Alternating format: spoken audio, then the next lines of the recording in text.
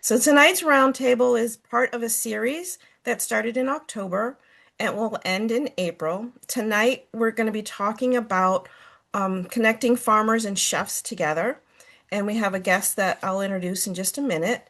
The Farmer Roundtable series is monthly, and it's going to highlight different things about the market access. We've talked about some retail stuff, wholesale marketing, food hubs. Next month is going to be institutional, so I'm hoping to have some hospitals or school folks that do some ordering. We'll see how that goes. And then this meeting is also hosted by the Northeast Organic Farming Association of New Hampshire, and it's funded through the Transition to Organic Partnership Program. So tonight we're talking about selling to restaurants and event centers, and we have two guests, Steve Ford from Hop and Hen Farm, who was a farmer in Henniker, and then James Stever from Generation Farm in Concord. Both have some experience with selling to chefs. And I want to just introduce you guys both, and if you wanted to say a few words about who you are, how long you've been farming, that would be great. Sure. I'll start. Thanks. Um, so I'm Steve Ford. I farm Hop and Hen Farm with my wife Dawn. We started our farming endeavor about 13 years ago or so. 2015 was when we actually started. Um, we are sell a wide variety of vegetables and poultry for both meat and eggs. Um, we are certified organic. All our products are certified organic and real organic project certified. Um, we cultivate about maybe about an acre in terms of veggies and stuff. We have a very small orchard. And then we have another probably about 3 acres that we use for pasture for our poultry. Um, Main outlets for us are mostly farmers markets, but we do have 2 or 3 restaurants that we work with, as well as a small natural food store. Um, so guess that's good intro for me. That's great. Thank you, Steve. By the way, Yeah. that's one of your fields behind you. We can see with your Yes, it high tunnel is. in the background. That's great.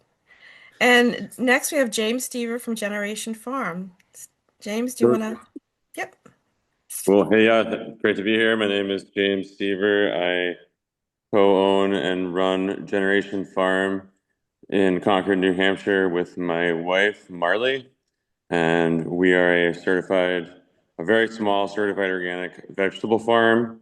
And we specialize in growing different greens mixes and microgreens. And we mostly sell wholesale. And we started our farm in 2012 officially, but really like in 2011 we were technically starting. But I had previously worked on other commercial farms and also done apprenticeship programs dating back to around 2008, 9-ish period. So I guess that's when I really started getting into farming. But yeah. Great. And Well, thank. I'm a certified organic farmer, and yeah, that too. So, Well, thank you both. So, as folks, if you have questions, you're welcome to either raise your hand, put it in the chat. Shayla is here. I'm going to be monitoring that. And I'll introduce myself. I'm Teresa Downey from NOFA, New Hampshire. I'm the Transition to Organic Partnership Program Coordinator here. And again, we'll get right into it. I'm going to ask you both some questions, and if you guys want to interact with those questions, and other people can have ask questions as well, how can farmers connect with chefs and restaurants? How do you start that process? Either one. Okay, so for us, So we've worked with I guess three different restaurants. All are very different. Um, but how we got started with all of them is that in just about all the cases, they're places that we were going to anyway. So in other words, we we know about them because we visit them. We go eat there. We enjoy being there. We like the food that they and things that they serve. So that was probably our best introduction to the restaurants, and then could have a casual conversation with either the server or maybe even the chef or the owner if they happen to be available, um, to see if they are open to sourcing local, either vegetables or meat from a local farm. Awesome. I guess I'll give my sort of take on how I approach this. So yeah, we've worked with several different restaurants over the years, and some of them don't exist anymore. So they all have their own stories, and some of them have had chefs that leave, and then there's all kinds of relationships you build up, and then it's a very interesting thing to think about. But basically, it just comes down to, for me, really promote self-promotion. I mean, honestly, you have to kind of like Steve's saying. I mean, I'm mostly in local restaurants, and they also happen to be restaurants that I really like going to anyway. And once you kind of, if you're able to be social with the chef or meet the chef or spread the word that you're running a local farm, I think that you'll find that a lot of chefs are very receptive to the concept or the idea of working with a local farm.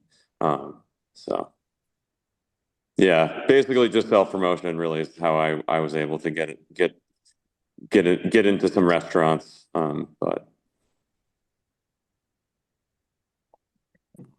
Did you find, James, that you could just like knock on the door and ask for the chef?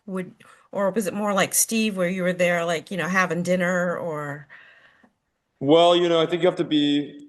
It really depends on, like, I think, like Steve was also saying, like the chef, case by case basis. And I found that maybe different chefs also have different levels of commitment to maybe wanting to, like support local agriculture, or like in their budget, there's only so much they can do, but I think that there's definitely room to build the relationships.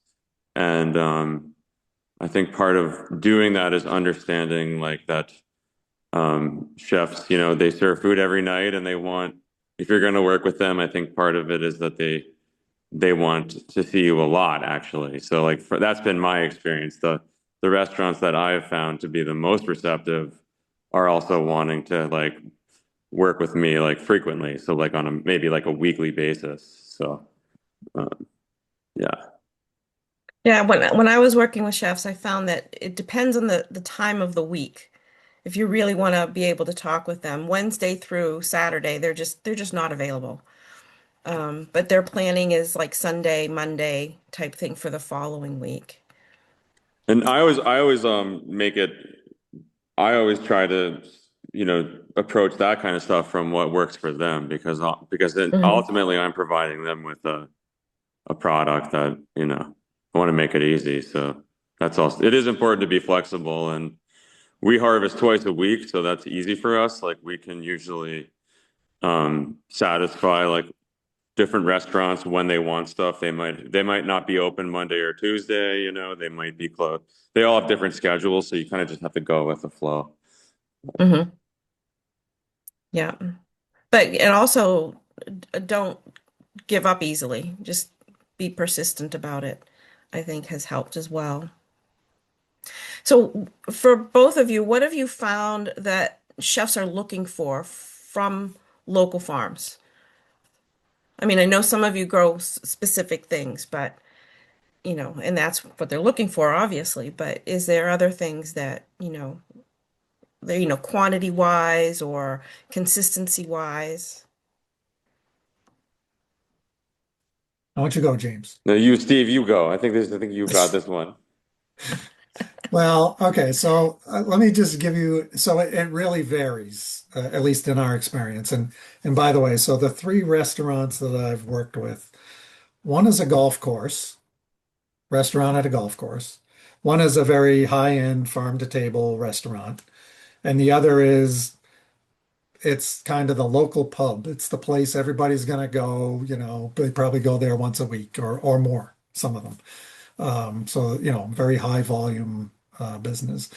Um, and so it really does vary what chefs want or what, the restaurants want really can vary from place to place depending on the type of establishment that it is. Um, so for example, the golf course, they have outings and things where they're doing a big sort of you'd almost think of it as like a catered dinner for like, 100 people. But it happens, yeah, maybe once a week or maybe not even. So it depends on the, how busy the golf course is.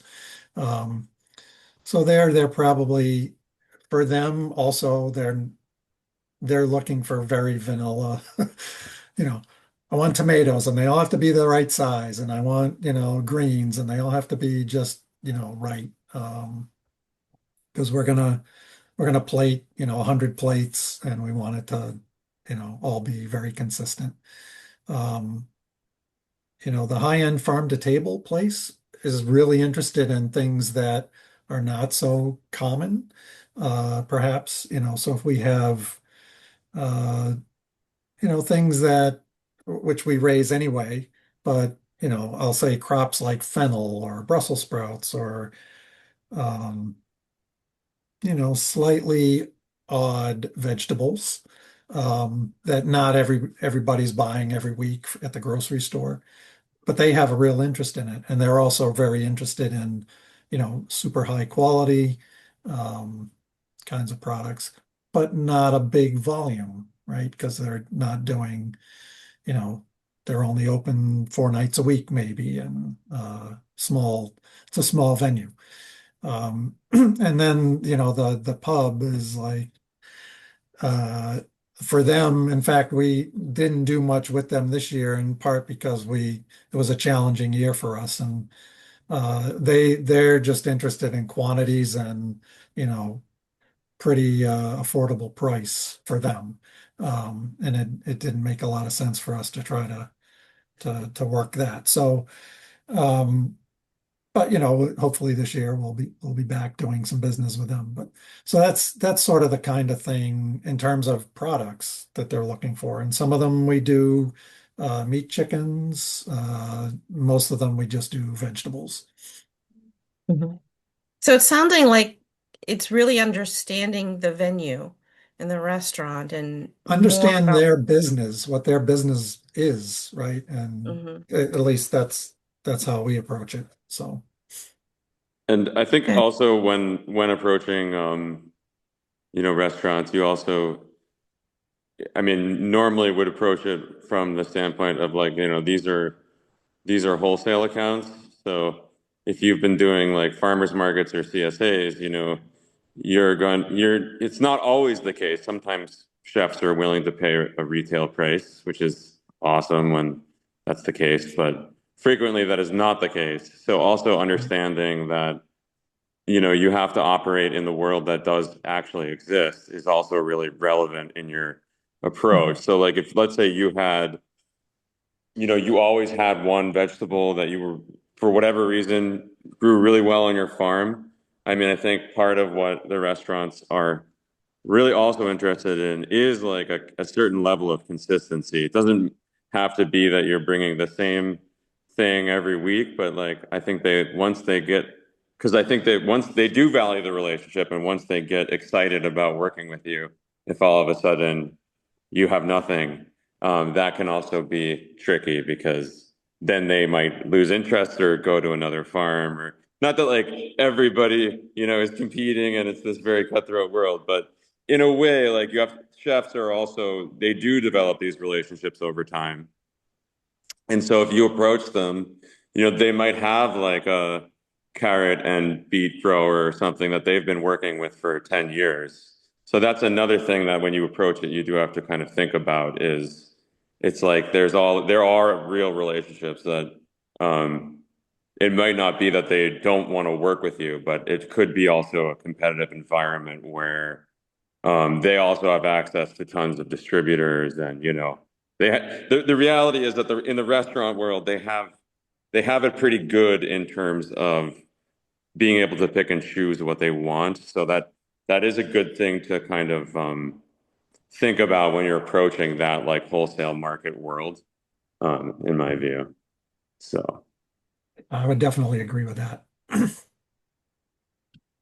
So when Okay. you're when you're in planning season and you're thinking about, how many beds of each crop you're doing, how formal and understanding do you have with each individual chef about what you're going to be supplying them, and how do you account for the variability that we all know ends up being part of farming reality? Like, how do you strike the right balance of being reliable and in communication with them?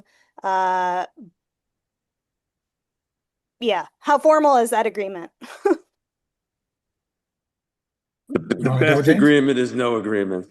No, I'm just kidding. I mean, Steve, do you want to take this one or do you want me to take this one? Go ahead. I'll follow up after.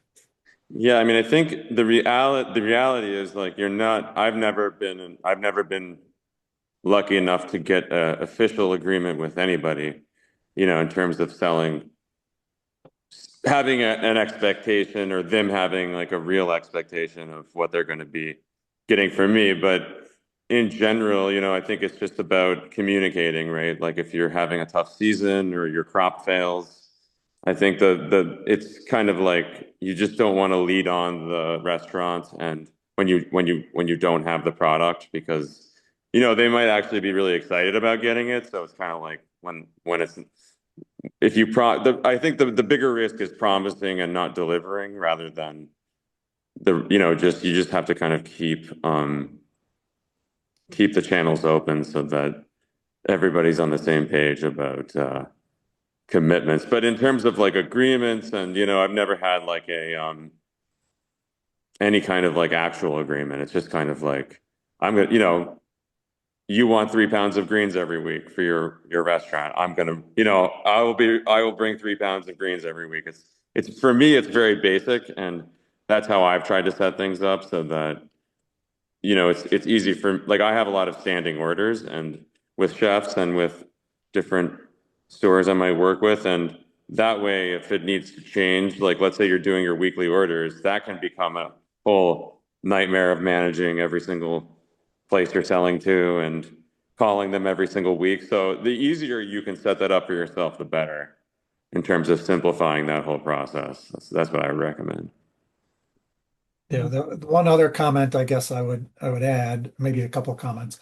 So again, it depends on the restaurant, right, and what their model is. So, for example, the pub style restaurant, their menu is pretty standard and doesn't change a lot through the year, versus the sort of the farm to table restaurant that's a lot more, seasonality of foods is a lot more varied.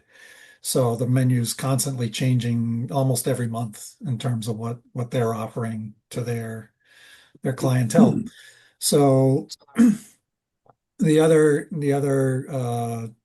golf course is everything's a one-off. So, and there's no sort of standard, right? So it could be, yeah, I got a big group coming next week and then nothing for 2 weeks or whatever. It's um, pretty varies a lot.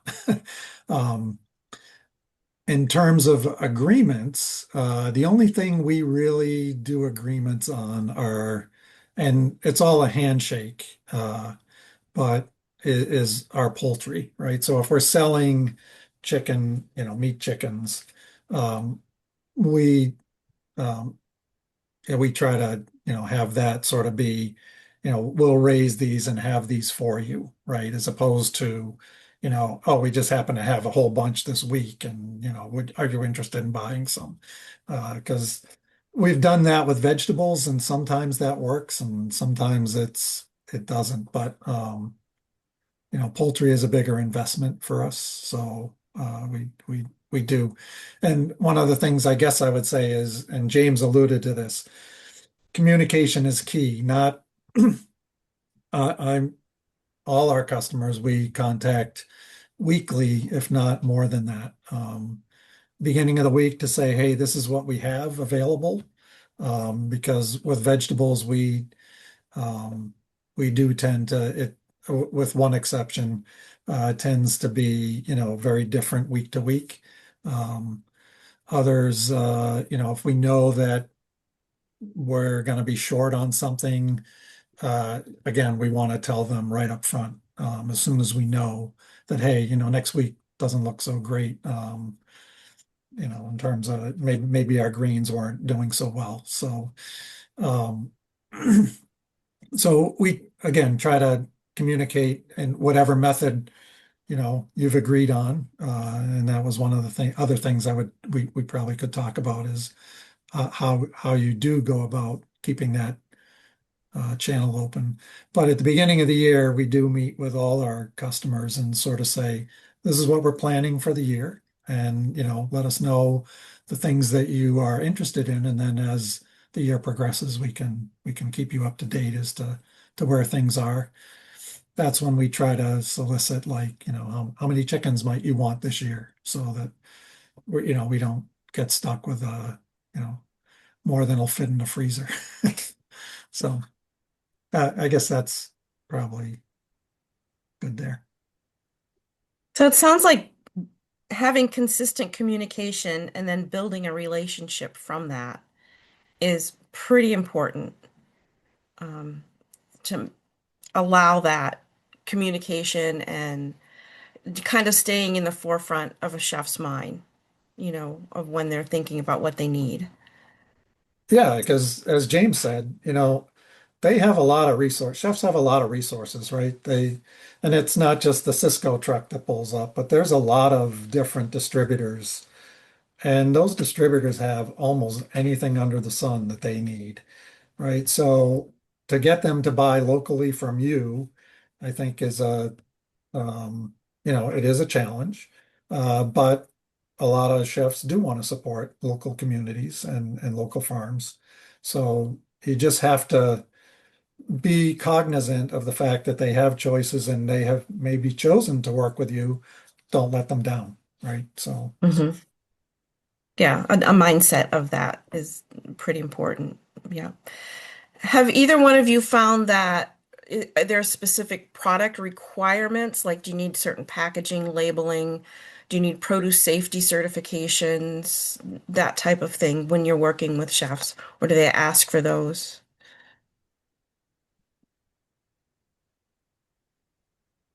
I have not had anybody ask for anything. Um, I think they value what we do, although they're not necessarily valuing the way we would price organic commodities. But Yeah. they certainly value that. To that, I think to almost all of them, what's of more value is that it is locally sourced and that they can tell their, clientele that that's part of how they source. Hmm. Yeah, I mean, I Thanks. think as long as you're not doing any like processing, like you're not buying in anybody else's greens and then reselling it. I think that I mean, I've never personally had a chef ask for even my organic certificate. I mean, they can look it up if they want to find it. It's online. It's you can see anybody's certificate at any time. But in terms of no, like I've actually never been asked by a restaurant owner. Also, like I've had stores that I sell my greens to ask for general liability insurance, that type of thing. I mean, it's certainly good to have that if they do ask for it, because I would, but I've never personally run into a restaurant that has asked for that. But I would say some food co-ops are also good for wholesale if you can make a deal with them, because they do buy large quantities every, for their if they have a kitchen and stuff. So those can be good outlets as well. If which is another little add-on I was going to say from the last question, which was if you can, if you have a local food co-op around you or something, I mean, there might be, and you're willing to have an attractive, and I say attractive wholesale price, like maybe a crop that you are consistently having too much of or trouble selling out of, you might be able to sell a lot of that single crop or whatever you have a excess of through like, a larger establishment that, has more traffic. So Hmm. Okay. Have either one of you found, since you're both certified organic, that that's been beneficial for sales to restaurants or event centers? I can't say that I found it necessarily beneficial, although I think it helps give some confidence to uh, the chefs or the owners that, they're going to get something that's decent and not full of pesticides or whatever. That you're making an effort, right? Um, I I wanted, and just in terms of packaging. When I talked about, I meet with people in the spring usually, chefs, customers, just to talk about what, us telling them what we may have, but also that's the time we sort of use to sort of understand their expectations as well. And again, it's all part of building that relationship and understanding their needs. Um, but in terms of labeling, nobody has anything specific yeah, that. I would say it's just always, like Steve was mentioning, it's a pretty competitive market. So anything you can do to like make yourself more attractive, knowing that it is a highly competitive market, is never going to hurt you. And I think, if you're a certified organic farmer, that is something that is a claim you can make, and that has value because that, like Steve was saying, it gives assurances that you're following a certain set of procedures, growing methods, guidelines, and following a certain set of rules and regulations. But in the end of the day, yeah, there are some newer requirements around labeling for bulk, which have Hmm. kicked in the last few years, which, I will say I don't think there's vigorous enforcement around these new requirements yet, but you never know. But yeah, like when we sell our greens, we have a label, and we were able to put the weight of whatever bulk amount we're selling, and it has our farm address, and there are some, for our packaged greens that we sell retail, we have to have every single one of our retail stickers approved with MAFCA, and back when the Department of Ag was doing it, it was the same. So it depends on what you're doing and how you're selling your products. But normally with bulk, I would say it's pretty laid back. I think I just you know never had anybody give me a particularly hard time about labeling requirements for bulk packaging, but you know. Okay, good. Good. Do either one of you have some insights that can help farmers to better market their products and or suggestions about improving connections in the community and with chefs? Well, I will say, certainly we don't pretend to grow everything, and occasionally we'll have somebody ask us, "Hey, are you growing XYZ?" And we'll say, "Nope, but maybe I know somebody who is." Um, And I have no qualms about passing them to another farmer. So, you know, don't I guess the point would be, if you are interested in selling to a restaurant and you know somebody who's already doing it, reach out to them, reach out to that farmer and say, hey, this is what I'm doing. If you ever hear of an opportunity, could you pass our name along or whatever? That we're a small community, there's not Mhm. that many farms, believe it or not. And so, um, yeah, I mean, if somebody was competing directly, that's still okay, right? Because I've had weeks where I I've had, excuse me, weeks where our greens production dropped, really dramatic, and I was going to leave a restaurant in the lurch. So I would, say, hey, this is our situation, and give them some forewarning of that. But then, say, but I know so and so. This, you know, you might want to reach out to them and see if they could help you. Mhm. Yeah, I mean, I would also like think of it as once you're in a restaurant, unless the chef is the owner, I would also just focus on making yourself instrumental to that restaurant, like make it so that they like your stuff so much that you're the go-to person for whatever that one, set of things are that they know you for, or they start to rely on you for. And I think that's really the point is like, they do have a lot of options, but if the squeaky wheel gets the grease. So if you have to want to do it, it's something that is definitely doable. And I think there's a lot of, like Steve's saying, there's a lot of room for a lot more farmers to sell to restaurants locally and in the state and regionally, even if they want to. So, there are some farms in New Hampshire that are a little bigger that sell to restaurants all over Massachusetts and New England. So I think that, the potential is kind of unlimited but the challenge is, meeting the demand. I think that's really kind of part of once you're in it, once you're able to establish like a customer base. I mean, I've gotten to the point where for me, it's more like if I'm going to sell to restaurants, I want them kind of to be around Concord. And I'm not really personally, it's not like a huge part of my overall wholesale kind of operation, but that's a choice. I'm sure I could sell to more restaurants if I wanted to, but that's why, guys like Steve are out there filling the demand. So, you know, but yeah, Steve, are you mostly local in your where you around where you live, or do you go outside of for restaurants? Do you go into like other?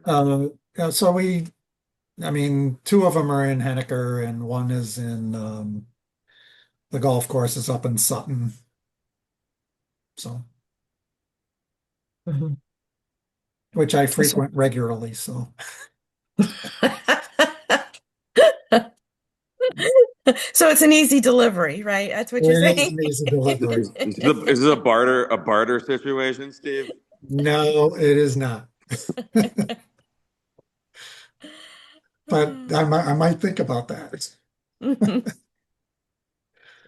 And if anybody has questions, please feel free to chime in, put them in the chat, and we'll get them answered as best we can.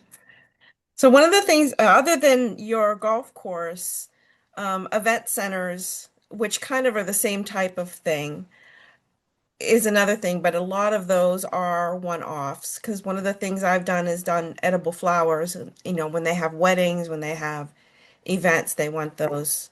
But it could be, 3 weeks, it could be every week, it could be, a small order, it could be a large order.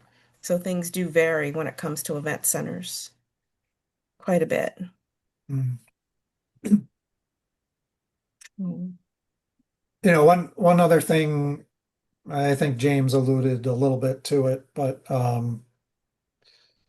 if I guess so, this is just advice, right? So if you do meet with a chef and have found some interest, it's really important to understand, you know, both sides to understand expectations.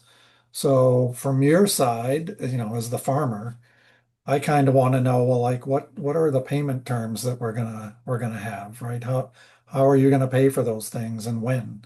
Um, and then the other thing is, uh, you know, really trying to know what the best contact uh, communication methods are, right? Um, is it send a text? Is it email? Is it, and when, right? Because that matters too, right? If you send it on a weekend and they're slammed, with business, you're not going to hear from them. Maybe you'll hear from them Monday. Um, Odds are they're taking Monday off, and you might not hear, and then they'll forget because then they're getting ready for the next round of stuff. So really knowing what their communication ways of communicating are and what really works for them and what doesn't. Hmm. Also important things to try to hammer Yeah, out. I found that, email until you get to know them, but oftentimes chefs are texting, you know. Absolutely. They're on the phone constantly. Orders would come in on a text as opposed to via Yep. the email. My communication to them is email, but their reply back is text. So, and being open to that and being responsive. If they text you, you don't want to wait an hour to respond. You want to like, hey, at least acknowledge that you got it. Well, I telepathically communicate with all the chefs I work with, so You do. seamless, Um, yes, Well, but yeah, I not think all of us have that ability, James. yeah, and I think like part of it is just having the courage to like try, right? Like to like put yourself out there, right? It is hard to like, for example, like random, if you don't have a relationship, it's challenging to like, if you have never been there, you've never met the chef, you'd have no sort of connection, like that's tough, but it doesn't mean you can't do it. You still could establish a relationship and it's worth trying and being persistent, right? And like Steve said, and Teresa, especially in the beginning, you do have to put yourself out there. Like, unfortunately, like it's not going to be easy, especially in the beginning as you're building up that rapport. So, but in the end, usually it will be worth it. So don't give up either once you're trying to do the relationship. Mhm. I think sometimes the most disappointing thing is when things are great and you're selling a ton of stuff, right? And you're on a really good groove, and then maybe things slow down at the restaurant and they order less, and then oh no, what not less. But I think it's something that you just have to also be able to accept as a farmer and a grower. That Yes. Right, and understand their seasonality as well. People aren't always going out to eat, the first week of September. So it might be just a little slower. And, although harvest is plentiful, but if people they're too busy with other things. So, and understanding that.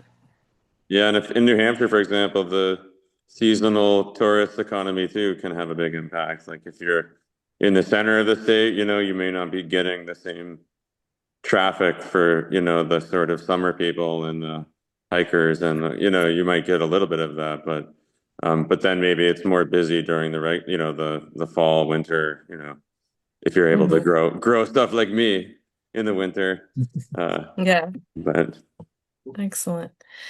Well, we have a couple things in the chat, and I'd like to talk more about livestock, but before we do that, there's a question in chat about have you ever done any cross promotion, i.e., the restaurant menu mentions organic local produce from XYZ farm, and or your website mentions that you supply ABC restaurant. So yes, we have had that with the farm to table restaurant. They're the only ones that have done that. We typically will try to mention any restaurants that we're working with, just to put put their names out there, and sometimes it's on Facebook, sometimes it's on our website. But the farm to table restaurant is really good, and they do help promote us as well. So Yeah, I've done a little cross promotion over the years, but generally, um, for the restaurants that I've consistently been in, I guess once you're there long enough, maybe they put you on greens from X farm or something, yeah, and right. that's pretty good promotion too. And so I think often like I try not to like if it's a new restaurant or a new store, I try not to put too many sort of conditions on my sales, like for promoting Mhm. myself, just because I don't want to come off as being overly eager or whatever. But I think that it's always great when stores do that, and they often want to because it's good promotion for them. So And some of that might come from like James, Generation Farm is, I don't know if you're 100%, but you're really close to that of wholesale. You don't really do yeah, retail. Whereas, Steve, you guys have some retail in that you do farmers markets. Right. And, I know you sell your turkeys at Thanksgiving because I buy them. So, that kind of cross promotion that can be beneficial to the people who are eating at the restaurant or seeing that to know that, oh, wow, this restaurant has these vegetables and I can buy them at the farmer's market type thing. Right. So, Yep. absolutely. I think having a really good website helps. You know, they see I think like obvious things like that would be something to consider, and um, yeah, like there are also opportunities like if you were outside of restaurants, you could be running sales and specials and with stores and things like that. But with restaurants, it's usually like I've had restaurants that will want to list the restaurants they work with on their website, or like there might be things like that they're actively doing already. So mhm. Okay. So there was another comment in the chat about livestocks, and there's no name, it just says livestock. So maybe you could speak a little to that. I've never heard of it, and it's an online marketplace for farms to sell to chefs and restaurants. And first off, do either of you use anything like that? Um, I mean, you're We getting no do we do shakes. so not. I'm like still physically write my checks, so I'm probably not I'm not going to say I'm a technological luddite, but I think it's a super super cool concept, but I'm not familiar. But I don't know about Steve. Maybe Steve is. No, have not. We we generally do almost all our business with you know face to face. Again, for us, it's who we know, and establishments that we're already, for the most part, already frequenting. So haven't really had a need to try to use anything online. But that's not to say that if that was the business that we wanted to do, was focus a lot more heavily on restaurant sales, then that would probably make a lot of sense. Mm, Yeah, I mean, I think it also depends on what you're trying to achieve personally. Like maybe you don't, maybe like, and I'm not familiar with livestock at all. Like, you may seek out, there are like some platforms out there that are at farmers' disposal where you can easily like post like available product and chefs could see that, and Hmm. that is a whole thing. But personally, I have not done anything like that because I do all of my own sales, my own deliveries, and like a lot of things on the farm. It's just something that I've always done myself. But I do think, like I said, there's different approaches for that work for different people. So mhm. All right, Adam, do you have a couple minutes to tell us a little bit about livestock? Certainly. I created Livestock basically to help family farms and small craft producers sell to chefs, restaurants, caterers, food trucks, country stores, butchers, that kind of thing. The idea is to bring a local marketplace and allow local places to buy local products. Hmm. So it's not only just for restaurants, it can be for other things. Farms can sell to each other. The idea is all based on distance. So when a restaurant comes into the marketplace, everything they see is based on distance. They see the inventory that's closest to them first, basically bringing local to local. And the farms have full control of their inventory, their pricing. They can set delivery minimums and delivery distances. It has a full order management system, creates a packing list for every order, tells you where it's going, and allows the restaurant to be notified. And they can give you a review and chat with you about the order if they need to. But this is just a way for make it easier for these family farms and small craft producers to find those chefs and restaurants, and it makes it easier for the chefs and restaurants to find those unique and delicious items that all of you make.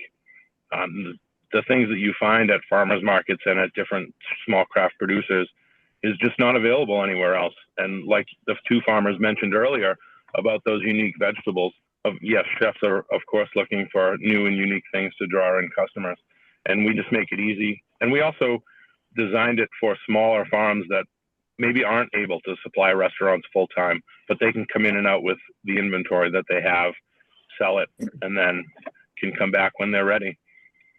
I'm happy to answer any questions. Thank you. So you're out of Lebanon, Maine, is what Yep, you put in the chat. That's great. But it's regionally based. So it's not like, you're only correct. selling to places in Lebanon, Maine, because that's Nope. I don't even know where So Lebanon, Maine is. Well, I think it's I think he's saying it's a platform that anybody can use to facilitate like orders and correct. sales, and so yeah, there are some interesting so thank you for educating us about this. Sounds like a very cool platform, and I'll say that this is an exciting time when there is a lot of interesting technology now that can make our Mhm. lives easier, and so I think that like I would encourage everybody to learn and leverage technology to your advantage in whatever way you can, because the reality, I would say, and I'm not trying to be negative, but the chips are kind of stacked against us. So if for me, I do what works for me, but I think that everybody should keep an open mind, and that's super cool. I always love to see And people, you we know. want to make it easy. Like the reason that I mostly target farms that go to farmers markets is because I know that they can move some product. And this is basically like a farmer's market delivery, right? You're loading up your truck, you deliver to the restaurant, and then you go about your day. It just makes it easy for everyone to kind of come together. We have no monthly fees. Everything's based on transactions. The restaurants pay the credit card fees, and we charge 7%, and the farms get 93% of their money.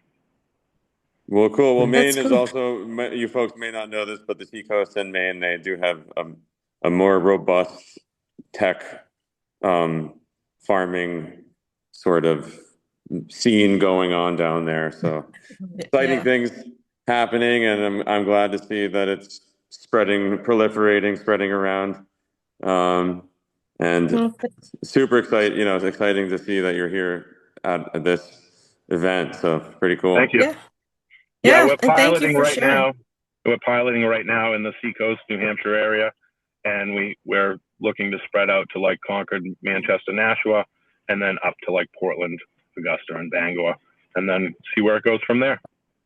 Wonderful. Cool. Well, thank you for sharing. I really appreciate that. Thank you. Um, I think I'm going to ask a couple questions that I just generally ask at the end of these market access roundtables. Is what do you both see how an ag organization and what can we do as ag organizations to support and strengthen local and organic farming and the local food systems in New Hampshire? And then with that, how do we keep this discussion going? Because I think these types of discussions, getting this information out is really important. So, do you guys want to share a little bit of what you're thinking? James, you go first. Okay. Yeah, I mean, I think for me,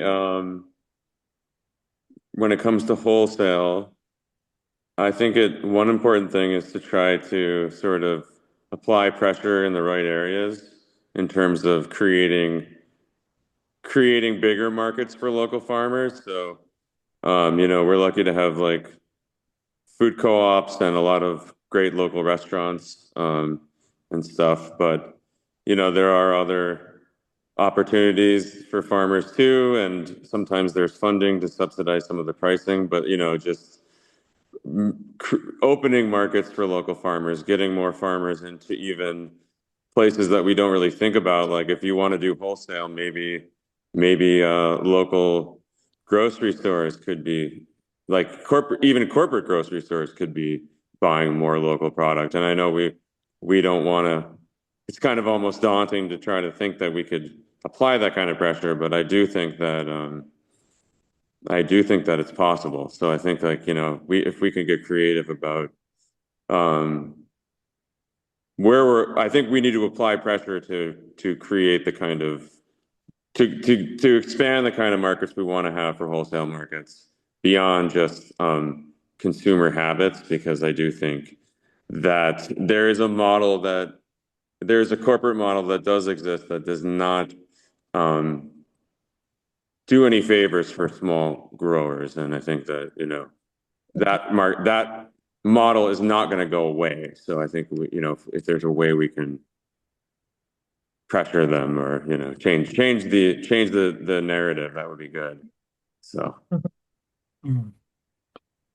Yeah, so yeah, I would agree with those sentiments, James. I guess the other thing that I do find chat now. So for us personally, we're a small farm, and I don't personally have aspirations at this point in my life to become a much larger farm. Uh, but on the flip side, as an eater, I really do care about having access to good local nutritious foods. And so I care deeply about farming and the future of farming in New Hampshire, from that aspect. So one of the things for me is what can we do to both encourage new farmers, people that want to take up this as a profession and as a make their living that way.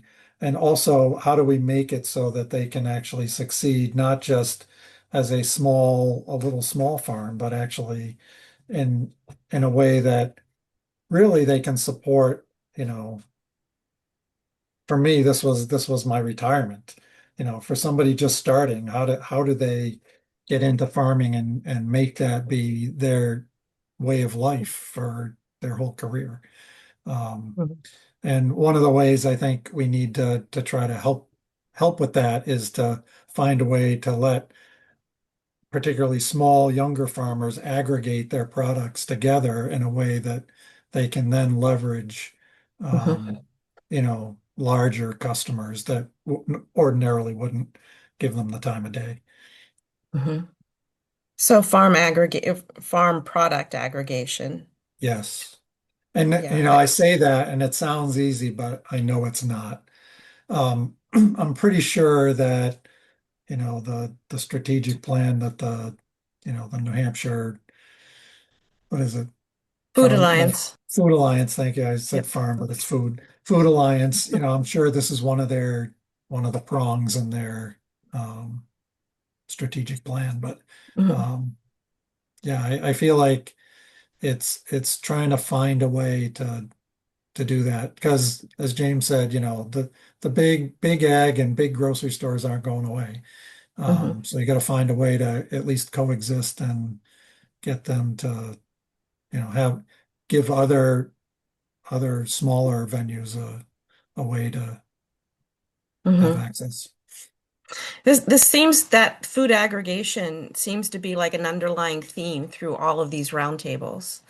That even if it's, retail or selling to the co-ops or food hubs or whatever, that aggregate, because we have so many small farms. 80% of our farms are small farms that make under $25,000 a year. They're little.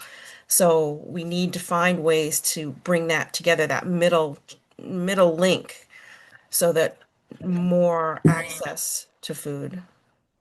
I do think the real challenge with that, though, is economic, right? Because here, I mean, here's the thing, right? So all these small farms, and you want to aggregate so that you can sell to perhaps somebody that has, large orders. The problem is that aggregator needs to get, a piece of the pie. So you're just Mhm. shrinking the pie. And so the farmer, I'm not, yeah, I said that aggregating is what we need to do, but I think we need to do it in a way that doesn't really shrink what the farmer can get or realize, because otherwise it Right. doesn't make financial sense. Right. And it could be, I mean, there's a lot of different ways to think about that by farmers collaborating, like, hey, I'm going to be growing this time, but I don't have any space to grow the next succession crop, for that. Right. Can you grow that? And then we can kind of cycle those. There's just so many different ways that can be So that, looked at. Teresa, I think is an excellent, getting farmers to talk to each other. And the problem is this is New Hampshire and we're all pretty independent. Um, Yes, sir. so and I'm guilty of that a lot. So, but I think that really is, I think you've hit on it. That's probably one of the big things that we need to think about. Mhm. So I noticed that we had in the introduction, there was a number of people that are beginning farmers or thinking of, doing this as a side gig. So I'm going to encourage you two things. And even those who aren't, that have been farming for a while or thinking of farming, is the NOFA Winter Conference, which is March 7th up at Colby Sawyer College in New London. There's going to be lots of information there, lots of farmers, all kinds of things to learn and network. And then if you can go to that, great. If not, reach out to NOFA New Hampshire because we have a lot of activities and events that are coming up that can help with that. And if you're thinking of organic, please reach out to me. I can put my email in the chat here because that's kind of what I do.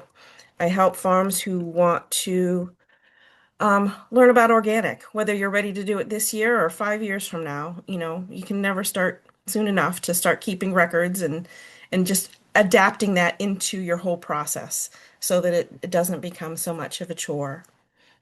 Is there any other, we're almost at time, but I wanted to ask if there's any other questions, any other comments before we close out for the night. Just thank you guys for your time. Oh, you're very welcome. Sure. I have one comment. Okay. Live free or die.